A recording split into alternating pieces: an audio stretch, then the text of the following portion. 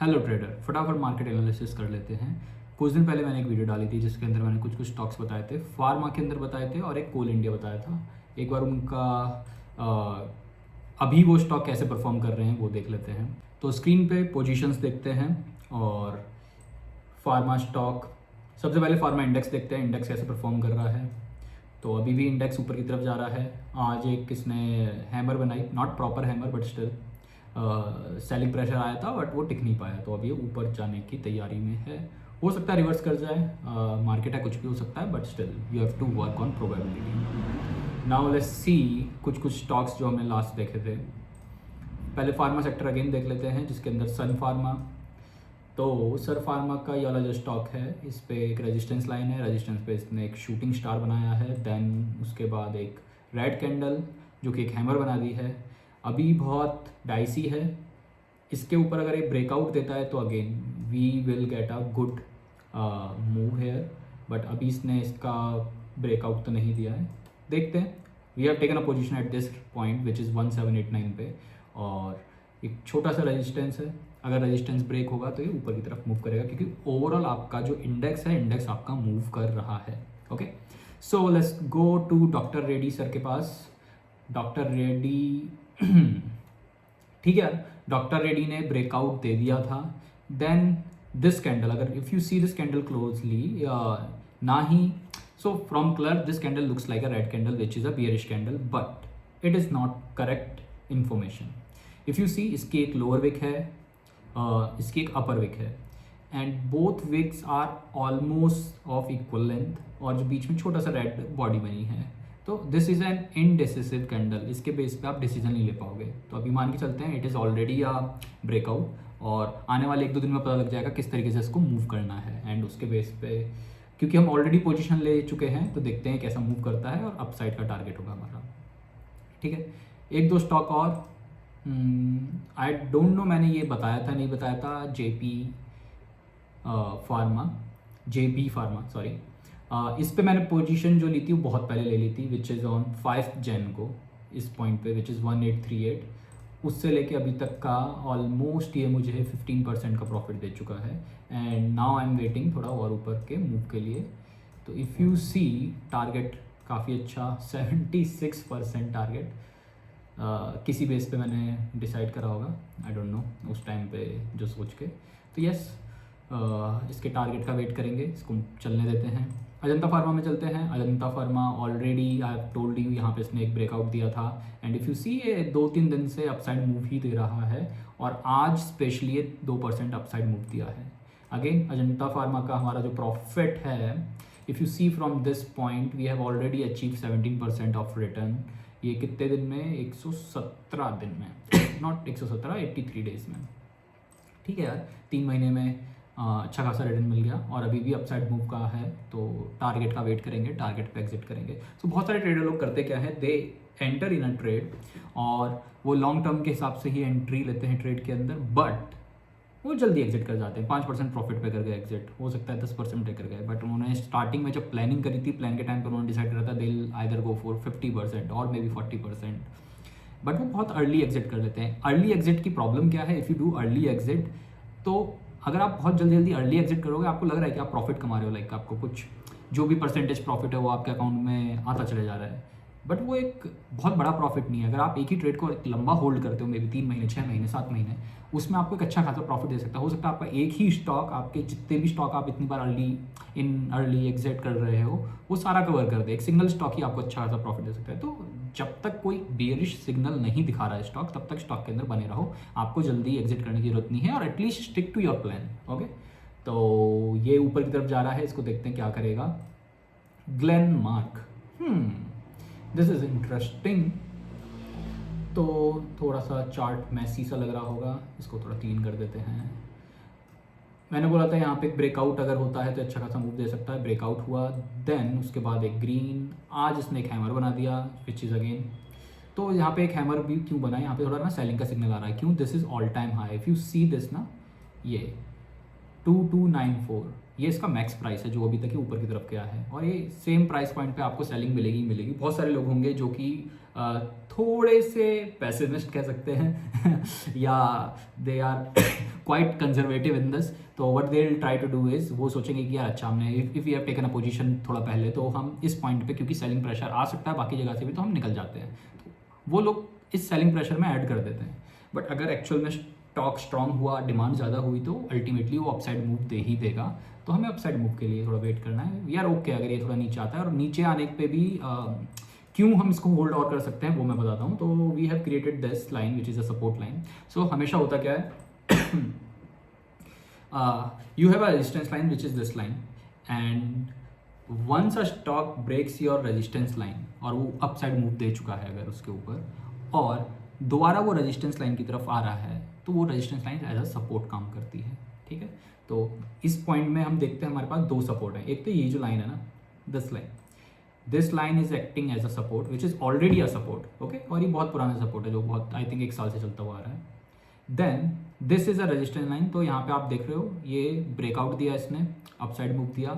अब यहाँ पे दो सपोर्ट हैं इसके पास, एक तो ये जो रेजिस्टेंस लाइन जो अभी अभी एक सपोर्ट की तरह बिहेव करेगी, दूसरा हमारे पास ऑलरेडी आई थिंक ये कितना पुराना सपोर्ट है, इफ़ यू सी दिस, ये बहुत पुराना सपोर्ट है। Let me zoom out the chart on monthly basis, and ठीक है, ये 2023 से एक सपोर्ट लाइन बन के आ रही है और उस पर सपोर्ट लिया है, करेक्ट। तो हमारे पास दो सपोर्ट्स हैं।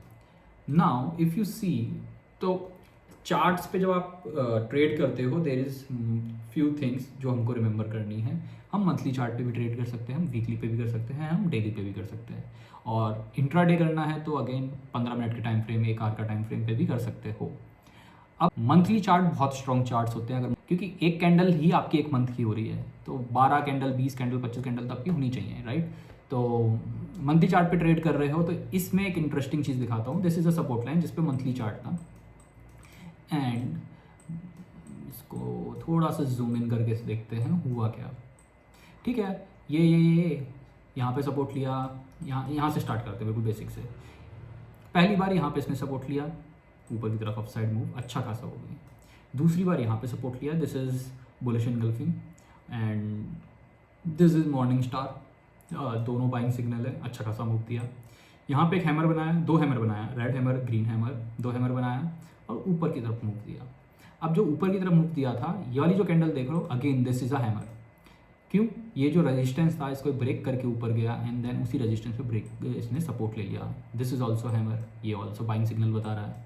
देन ये जो रेजिस्टेंस लाइन थी, even though we are seeing it on a monthly basis, बहुत छोटा रेजिस्टेंस है, इतना मंथली पे इतना मैटर नहीं करता, बट अगेन यहाँ पे इसने हैमर बनाया है इस पर, और देखोगे तो इसी सपोर्ट लाइन पे हैमर बनाया है, correct. If I hide this line, तो आपका जो ये मेन वाली लाइन है इसके ऊपर इसने हैमर बनाया है, और अभी साइड मूव दे रहा है। तो मंथली पे ही ऑलरेडी बोल रहा है कि मैं अच्छा खासा मूव दे सकता हूँ। तो छोटे टाइम फ्रेम पे तो ये अच्छा खासा मूव दे ही रहा है, बट ये बिगर टाइम फ्रेम पे भी बता रहा है। तो if you have multiple time frames और सारे टाइम फ्रेम में आपको एक बाइंग के सिग्नल दिख रहे हैं, आपको अपसाइड मूव दिख रहा है, तो ऐसे ट्रेड को लेना चाहिए। सो लैंडमार्क में इसलिए हमने ट्रेड ले रखा है। अब डेली टाइम फ्रेम पे चलते हैं। हो सकता है डेली टाइम फ्रेम पे, तो अगेन जितना छोटा टाइम पीरियड उतनी ज़्यादा वोलेटिलिटी, एंड जितना बड़ा टाइम पीरियड उतना ज़्यादा स्टेबिलिटी। ओके, सो लैंडमार्क हमने कवर कर लिया है। आज मैंने एक ट्रेड लिया नया ऑरो फार्मा में, तो इसको मैं ऊपर मूव कर दूं पोजीशंस में, राइट। ठीक है, क्यों लिया पहले वो समझते हैं। दिस इज़ अ रेजिस्टेंस, जिस पे रेजिस्टेंस पे कैसे काम करता है। दिस इज रेजिस्टेंस पे नीचे से आया, प्राइस ब्रेक करने का ट्राई कर रहा है, ब्रेक नहीं कर पाया। ओके, सो यहाँ पे इफ़ यू सी हेयर, यहाँ पे पहली बार ट्राई करा इसने ब्रेक करने का, नहीं कर पाया। दूसरी बार ट्राई करा, नहीं कर पाया। तीसरी बार ट्राई करा, नहीं कर पाया। ओके, 3 बार उसने सेम रेजिस्टेंस पे ट्राई करा है बार बार ब्रेक करने का, और स्टॉक ब्रेकआउट नहीं दे पा रहा है। देन फाइनली अगर आप यहाँ पे देखोगे, यहाँ पे इसने ब्रेकआउट दिया है और वॉल्यूम भी ठीक ठाक है, राइट। तो इसने फर्स्ट टाइम ब्रेकआउट दिया है, और जितनी बार आप एक रेजिस्टेंस पे हिट कर रहे हो, जितने ज़्यादा टच पॉइंट होंगे ना, लाइक इसमें 1 2 3 बार ऑलरेडी टच कर चुका है, चौथी बार इसमें, तो अगर ये 2 बार करा होता, तीसरी बार में ब्रेकआउट है तो बहुत हाई चांस है ब्रेकआउट फेल हो सकता है। 3 बार ऑलरेडी ब्रेकआउट का ट्राई करा था, चौथे बार पे ब्रेकआउट दिया है, तो ये थोड़ा और स्ट्रॉन्ग है। अगर ये 5 बार इस पर ब्रेकआउट का ट्राई कर चुका होता और छठी बार में दे रहा होता तो और भी ज़्यादा स्ट्रॉन्ग था। तो जितनी बार ट्राई करने के बाद उसको सक्सेस मिल रहा है, उतना ज़्यादा आपका वो स्ट्रॉन्ग ब्रेकआउट होता है। यहाँ पे इसने ब्रेकआउट दिया है upside move, which is a good thing. And तो इसीलिए इस पे हमने अभी ट्रेड लिया इस पॉइंट पे, और हमको जब से ट्रेड लिया है इसको, आई थिंक 2 दिन पहले लिया था जो भी था, बट अगेन इस पे हमें आज जो ट्रेड लिया था 2% का मूव मिल रखा है इस पर अच्छा खासा ऊपर की तरफ, विच इज़ अगेन गुड। और वेट करेंगे इसको, कितना टोटल टारगेट हम अचीव करने का सोच रहे हैं, 24%, विच इज़ डिसेंट। और अगर इस पर अगर आपने फ्यूचर्स ले रखा है, जो कि मैंने ले रखा है, तो आप इसको, क्योंकि फ्यूचर्स में आपको लेवरेज मिलता है, तो आप जितना भी अमाउंट डालोगे उसका 5x कर लो अराउंड, तो 5x का लेवरेज मिल जाएगा। तो अगर ये 20% मेरे को प्रॉफिट दे रहा है तो 20 इंटू 5 मेरे कैपिटल पे, यानी विच इज़ 100% रिटर्न मिल जाएगा मुझे मेरे कैपिटल पे। Okay, this is done. Then last I have discussed Coal India. देख लेते हैं, आज 5% अपसाइड मूव दिया, which is a very good move. तो if you see Coal India को, कोल इंडिया ने आई थिंक मैंने इस पॉइंट पे कहीं पे वीडियो बनाई थी और उस पर मैंने बताया we have taken a trade, and if you see today तो इसने अपसाइड मूव दे दिया है, एंड चलने देते हैं। आई थिंक 5% का प्रॉफिट, तो सिंपल सा है यार फंडा, कोई इतना ज़्यादा हाईली लॉजिकल या कोई रॉकेट साइंस नहीं है इसमें। तो एक रेजिस्टेंस था, रेजिस्टेंस पे फर्स्ट टाइम ब्रेकआउट दिया इसने इस पॉइंट पे, आइडली यहाँ पे ही ट्रेड ले लेना चाहिए था, बट नहीं ले पाए, नहीं देखे chart, right, there are reasons. तो इसने फिर यहाँ पे सपोर्ट लिया, ऊपर जाने का ट्राई करा, दोबारा सपोर्ट लिया, ऊपर ट्राई करा, देन यहाँ पे finally we have taken a trade at this point, और अब ये ऊपर की तरफ मूव कर रहा है। चलने देते हैं, देखते हैं। टारगेट हमारा है 30% का, विच इज़ अ गुड टारगेट। और टारगेट भी यार ऐसी हवा में डिसाइड नहीं करे, टारगेट आपका एक ऑलरेडी एक रेजिस्टेंस लाइन बनते आ रही है पास्ट में, तो देयर हाई चांस वहाँ पे हमको सेलिंग प्रेशर मिल जाएगा। अगर वो उसको भी ब्रेकआउट देता तो और ऊपर का विल ट्राई टू गो, ठीक है। तो टारगेट का अच्छा खासा टारगेट है 30% का, विच इज़ अ गुड टारगेट। तो देखते हैं इसमें क्या होता है।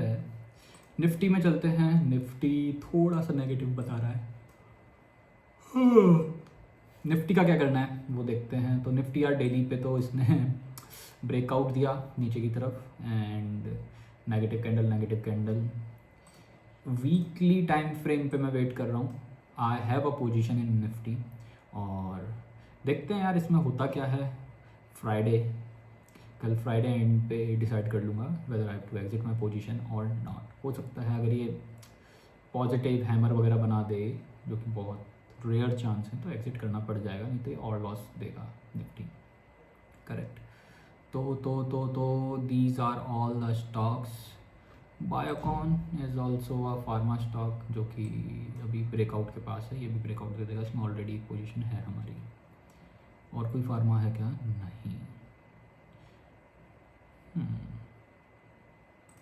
यार इसमें ट्रेड लेना भूल गया, आज कल लिया था इसमें ट्रेड, जो कि इंट्राडे था, अच्छा प्रॉफिट आया। फ्यूचर नहीं था, वरना इसका लॉन्ग टर्म के लिए ले लेता, इंट्राडे करा था कल, अच्छा प्रॉफिट था। आज सुबह लेट उठा। तो ओके, आई होप आप लोगों को समझ में आ गया होगा क्या करना है, कैसे करना है। जो हमारे अभी तक ट्रेड लिए थे वो हमने क्यों लिए थे, क्या रीज़न थे उनके, और आगे भी उनको कैसे होल्ड करना है। तो अगेन अभी फार्मा सेक्टर अभी अच्छा चल रहा है, देखते हैं आने वाले दिन में हो सकता है अच्छा प्रॉफिट दे जाए। और अगर कहीं पे लगता है यार बियरिश सिग्नल हैं उसमें, तो हम उसको एग्जिट कर देंगे, ऐसा कोई लगाव नहीं है स्टॉक्स के साथ। तो जब लगे स्टॉक नेगेटिव डायरेक्शन में मूव कर रहा है और कंक्रीट लगे आपको, ऐसे नहीं हवा में, मतलब थोड़ा बहुत जैसे वॉर का थोड़ा सा एस्केलेट होता है तो हो सकता है दोबारा नेगेटिव होना चालू हो जाए, बट जो प्रॉपर सेलिंग के सिग्नल अगर चार्ट्स पे आएंगे तभी हम सेल करेंगे, जल्दबाजी में पैनिक में सेल करके नहीं भागेंगे, ठीक है। तो पोजीशंस को देखते हैं, आने वाले मे बी 1 महीना 2 महीना 3 महीने तक होल्ड करने का ट्राई करेंगे, और जब तक अपना प्रॉफिट नहीं आता तब तक ट्राई करेंगे, देन उसके बाद we gonna exit our positions. Thank you so much, and if you like this kind of video जिसमें स्टॉक के एनालिसिस डिटेल में बता रहा हूँ, और maybe if you want some kind of videos की यार सपोर्ट लाइन कैसे बनाते हैं, रेजिस्टेंस लाइन कैसे बनाते हैं, थोड़ा डिटेल में टेक्निकल एनालिसिस को अगर समझना है तो do let me know in the comments. और क्योंकि अभी वॉर का टाइम चल रहा है, तो आपके अगर ट्रेडर लोग हैं उनके साथ शेयर करें, उनको बताएं यार, so that they not sell their portfolio in panic. थोड़ा सा ऐसे टाइम पे समझ के एनालिसिस के बेस पे ट्रेड लें या एग्जिट करें, and all the best, bye.